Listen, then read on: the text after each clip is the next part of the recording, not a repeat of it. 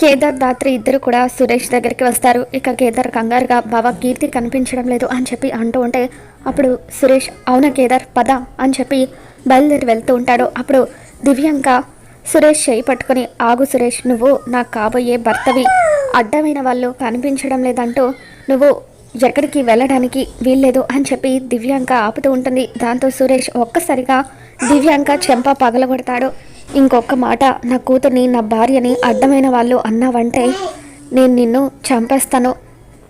నా వల్ల వచ్చిన నీ కడుపుని అడ్డం పెట్టుకొని ఇంకా ఎంతమంది జీవితాలతో ఆడుకుంటావు, ఎంతమందిని కష్టాల పాలు చేస్తావని చెప్పి సురేష్ అంటూ ఉంటే ఇక దివ్యాంక తన కడుపుని అడ్డం పెట్టుకొని సురేష్ని పెళ్లి చేసుకోవాలనుకుంటుందని జగదాత్రి కేదార్ ఇద్దరు కూడా అర్థం చేసుకుంటారు. ఇక ఆ తర్వాత దివ్యాంక వాళ్ళ అమ్మ కౌశికి ఇద్దరు కూడా అక్కడికి వస్తారు.